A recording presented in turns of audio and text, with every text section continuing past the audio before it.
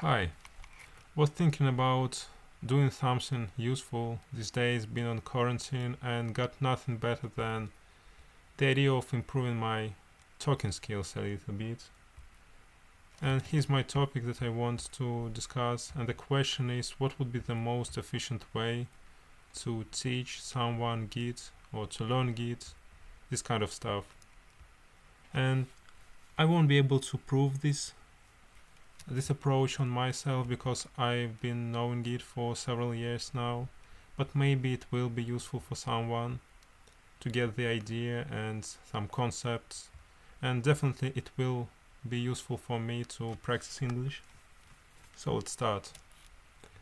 And basically I won't start from Git, I will start from something that everyone knows. Everyone uses file manager on their machines, on their computers. And basically what it does is it stores data and you access files, access folders, and do stuff with the folders and with the files, like editing, moving, deleting, and these actions. And this is our baseline, and we'll go from here. The next step will be to think about a file manager, but not on your local machine, but somewhere on the internet. You do the same operations as you do on your local file manager, but somewhere on the internet. This is the idea. And GitHub is a site that allows us to do so. You Google it, open, create an account here. I already have an account, sign in, and then what you do? You click on this plus button, create a new repository. Basically what we are going to do now is we will simulate the actions that we can do on our file manager on a local machine, but not on a local machine, but on the GitHub.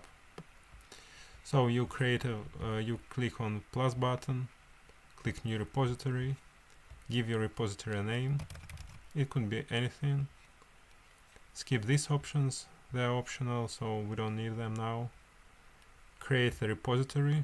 Repository is basically a folder. So this action that we just did, it's similar to right click, create a folder, give this folder a name, create, open. So we have an empty folder, and in case of GitHub we have also an empty repository with some information printed here, but it will leave us soon. Click the create new file option here. Give the file name something to file name. Let's name it file1. We have a simple editor here. Add some content to the file, and this optional, and make a commit a new file.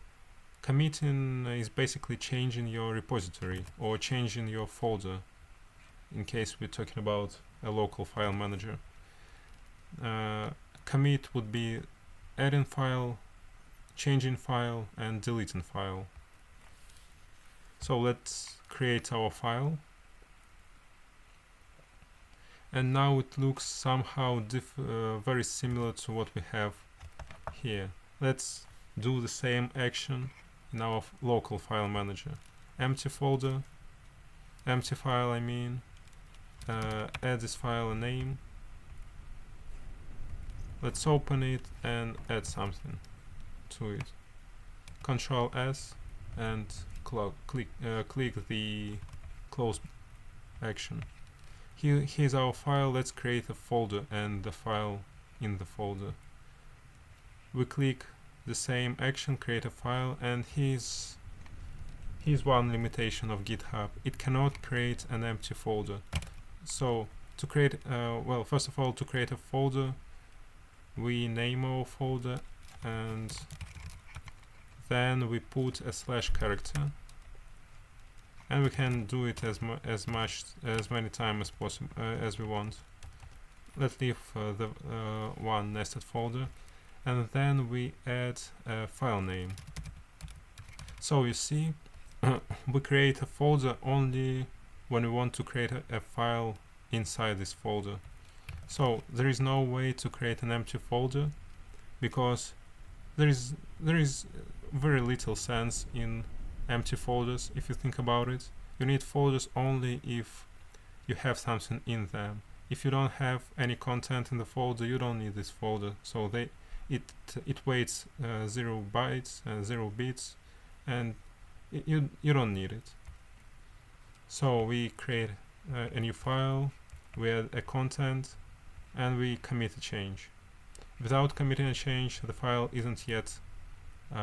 doesn't exist yet. So we click commit a new file, and while it's creating the file, there is a similar way to do it on your local file manager. Right click, create a folder, name a folder, open a folder, and do the same stuff with the file. Create a new empty file, file2, create.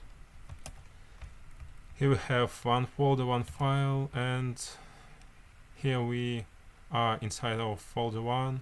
We could click this double dot sign here, double dot icon, or to the root folder of our repository.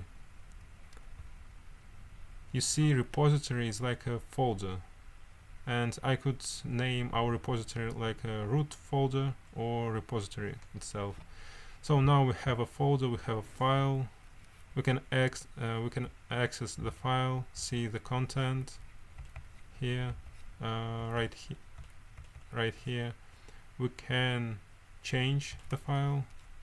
Clicking on it will open this editor, simple editor. We can rename it and commit a change, or you can open the file and delete it. To delete it, open any file, and here's the option to delete. If you delete a file inside a folder and there is nothing else in this folder, the folder will also be removed with the file. So here's our root directory as well as our repository, and we don't have any folder yet. But there are a lot of other functions in this UI that you can access, and I'll show you just one of them, and I think it's very cool, and this is why people use Git. You remember this folder that we just removed? If we go to commits and choose, and you see we have all the commits here, and here we have the item that in history. Think about commits.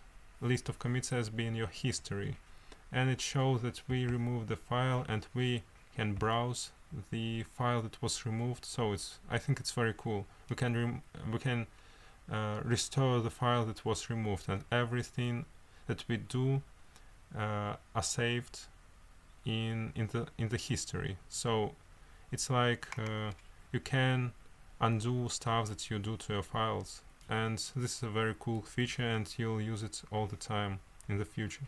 So that's all about GitHub. And actually you can clone, not a clone, but download your repository, right? You download it, maybe you do some work with files that are inside your inside your repository, then you save it on your local file manager, work with it, save it, and upload it back with upload files options, the option to upload files. You can upload it from local machine as well. So that's it about GitHub, and now several words about Git.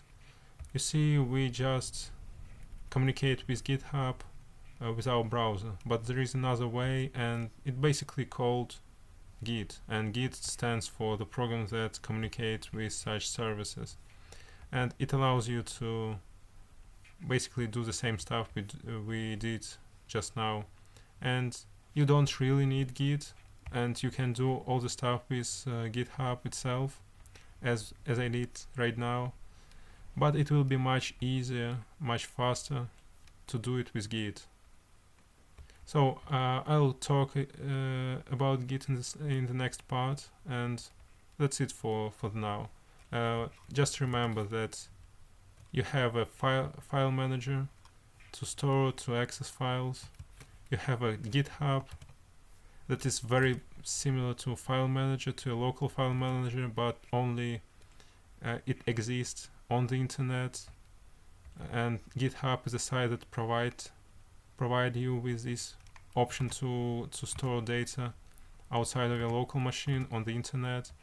And Git is a tool to communicate with GitHub, as well as browser, either way for communication, as we did in this part. In the next part I will use Git and will show you how to communicate not in browser but without browser, with Git application. That's it for this part.